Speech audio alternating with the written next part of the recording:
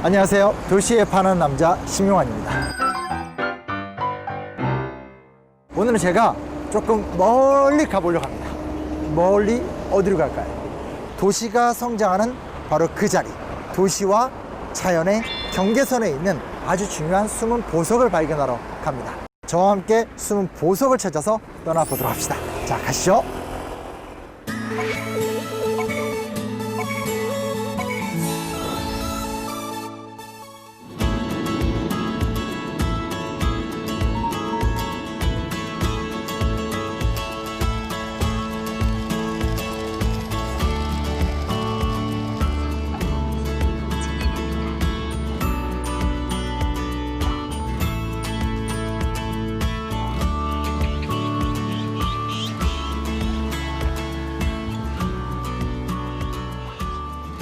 드디어 도착했습니다.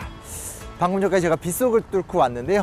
막상 내려보니까 또 비가 잠깐 그쳐서 이렇게 우산을 쓰지 않고 얘기를 나눌 수 있게 돼서 굉장히 기분이 좋습니다. 제가 지금 있는 곳이 어디일 것 같으세요?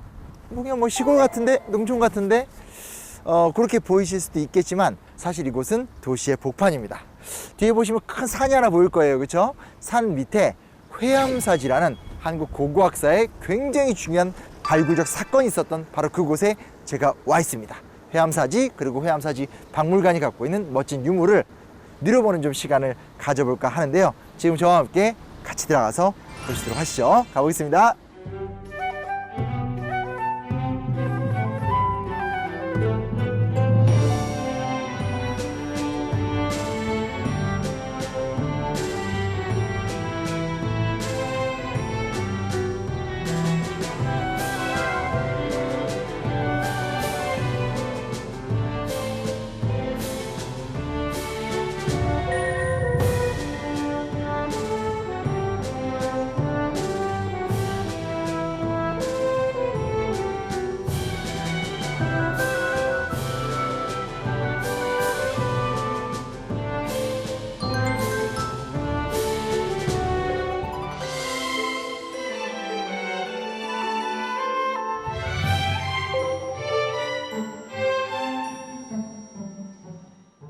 회암사가 정확하게 언제 만들어졌고 언제 없어졌는지에 대해선 사실은 명확하게 알 수는 없습니다.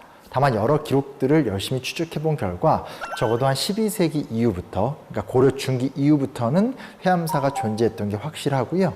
그리고 고려 말 조선 전기 때는 굉장히 어떤 그 웅대한 위용을 자랑하면서 대표적인 사찰로서의 역할을 했던 것은 분명한 것 같습니다. 회암사에 대해서 이야기를 하다 보면 빼놓을 수 없는 사람이 있는데 바로 태조 이성계입니다. 이성계는 조선을 세운 사람이잖아.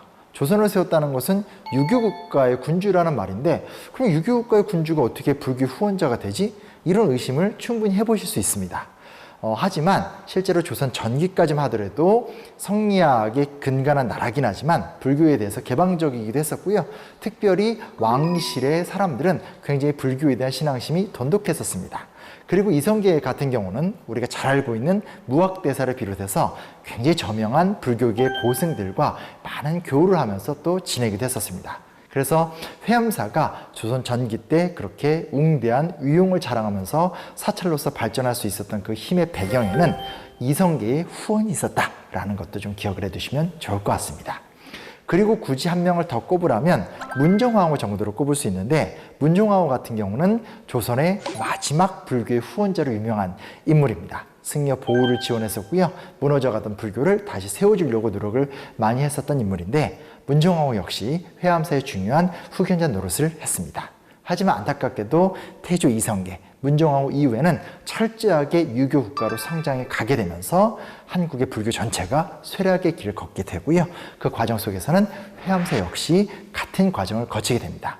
그래서 안타깝게도 현재 정확하게 이 절이 어떻게 사라졌는지, 어떤 과정을 통해서 이렇게 흙더미 속에 묻혔는지에 대해서는 알 바는 없지만 적어도 조선시대로 들어오면서 불교가 쇠퇴를 하게 되는 과정 속에서 회암사도 쓸쓸하게 그 최후를 맞이하지 않았나, 그 정도로 우리가 추정할 수 있습니다.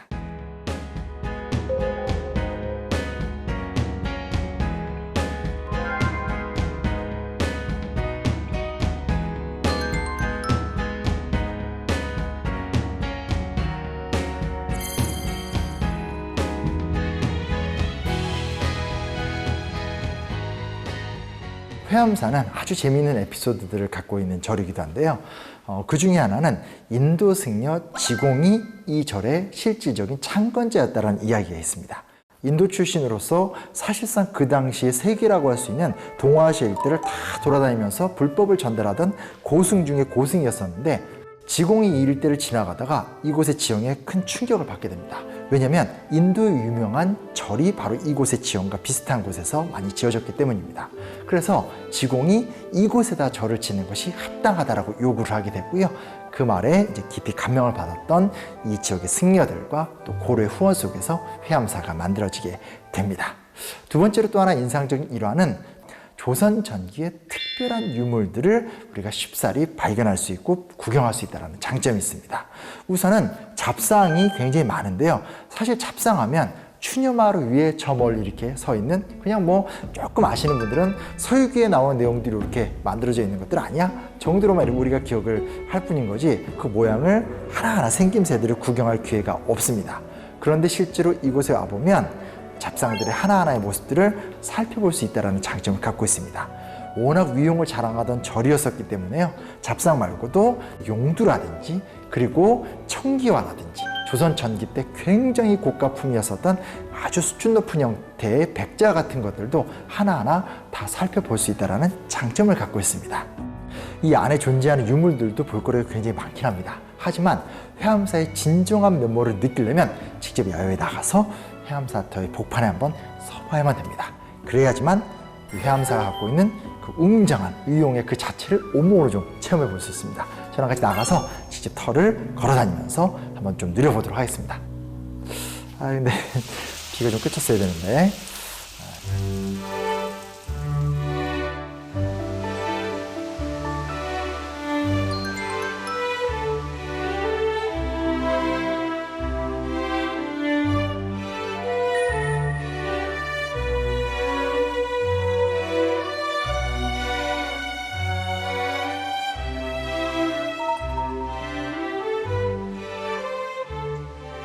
지금 제가 야외에 나와 있습니다.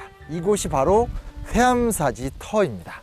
사실은 90년대 후반에 이곳이 발굴되었을 때 한국 고고학 역사에서 혁명과 같은 발굴이다 뭐 이렇게 불렀을 정도로 규모와 양 그리고 뭐 출토되는 어떤 유물의 수준 이런 것들이 종합적으로 정말 충격적인 이야기들이 펼쳐졌던 곳인데요. 실제로 이곳에 와서 이렇게 쭉 걸어보면 이 정도로 큰 규모를 느끼기가 힘들 정도로 정말 어마어마한 규모입니다. 근데 제 옆에 지금 여기 보시면 이상한 이게 뭘까요? 하면 이제 사람들이 항상 좀 궁금해하는 부분들인데 이게 정말 뭘까요? 위에다 뭐 음식을 놨을까요? 아니면 뭐 뭘 하는 어떤 재단일까요? 근데 사실 이런 식의 모양은 꼭 이 회암사지 말고도 다른 유적을 가더라도 쉽게 좀 볼 수 있습니다. 이게 뭐냐면 이 위에다가 횃불을 놓는 곳이었습니다. 한밤에도 휘황찬란하게 불을 밝히면서 사람들이 예불을 드리고 부처님께 가까이 하려고 노력했는지에 대해서 좀 쉽게 알 수 있다고 할 수도 있겠고요. 중요한 건 지금 보시면 이렇게 계단식입니다. 산기슭에서부터 한 단계 한 단계 이렇게 내려온 형식으로 구성이 되어 있는데 이런 식으로 계단식으로 만들어진 것은 고려시대의 건축 양식이 이제 그대로 계승되었다라고 또 볼 수도 있겠고요. 사각형으로 이루어져 있는데 그러한 사각형 안에 큰 한옥 건물들, 대웅정 같은 그 법당들이 있었다라고 좀 보시면 좋을 것 같고 여긴 지금 보면 길 밑에 이렇게 한바닥 내려와서 이렇게 약간 공터같이 보이는데 이곳엔 보통 이렇게 물을 딱 채워놔서 물이 있고 불이 있고 그리고 그 안에 이렇게 건물들이 있었다. 말 그대로 고려말 조선 초에 어마어마한 사체로 어떤 위용이 드러났던 그런 공간으로도 좀 볼 수 있습니다. 와서 그냥 한번 보더라도 규모 자체가 엄청나기 때문에 어느 정도로 비교해 보면 될까요? 라는 이런 생각을 해볼 수 있는데 우리가 잘 알고 있는 합천 해인사라든지 그리고 통도사 같은 한국의 대표적인 사찰보다도 더 큰 규모 혹은 그에 버금가는 규모였다라고 우리가 좀 생각해 볼 수 있습니다. 뭐 규모 자체도 굉장히 웅대하고 한번 건의를 보면 야 진짜 보통이 아니구나 뭐 이런 생각들은 쉽게 해볼 수 있는데 이곳에 굉장히 특별한 유적지가 하나 있습니다. 그곳이 어떤 곳이냐면 화장실입니다.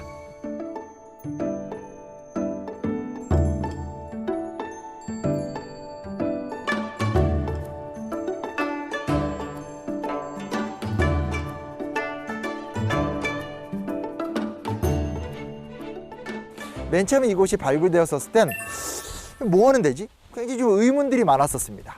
깊이 탁 파여 있기 때문에 특별한 물건들을 보관해 두는 곳인가? 아니면 조금 더 깊은 수행과 정진을 위해서 마련된 공간인가?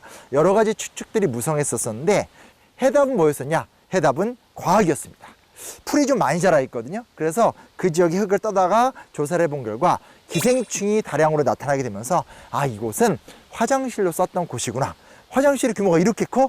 정말로 많은 승려들이 이곳에 와서 생활하고 수행을 했었구나. 뭐 이런 것들을 알 수 있었던 아주 좀 중요하고 특별한 유물로서 좀 기능을 했던 곳입니다. 자, 어떠세요? 나와서 직접 보니까 안에서 우리가 살펴보았었던 그런 너무나 예쁘고 특별한 유물들이 많이 나올 수밖에 없는 그런 공간인 것을 우리가 쉽게 확인할 수 있겠죠?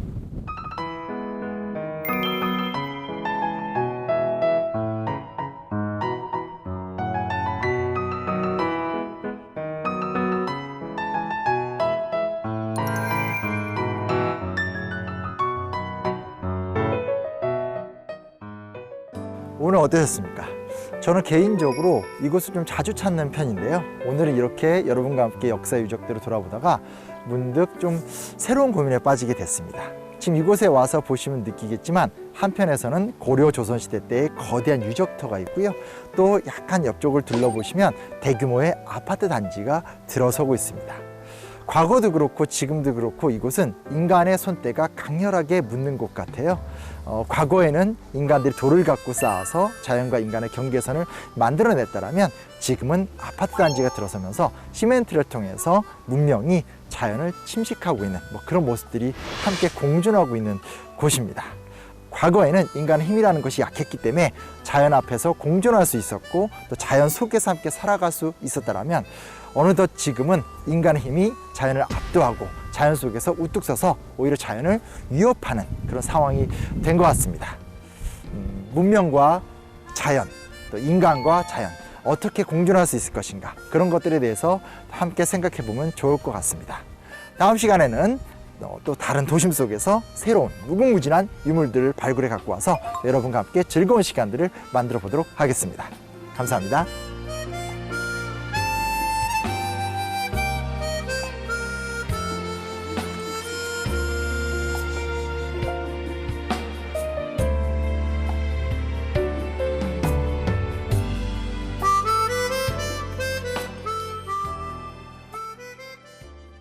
안녕하세요. 도시에 반한 남자 심용환입니다. 오늘 저는 구이 아리수 정수센터에 와 있습니다. 물?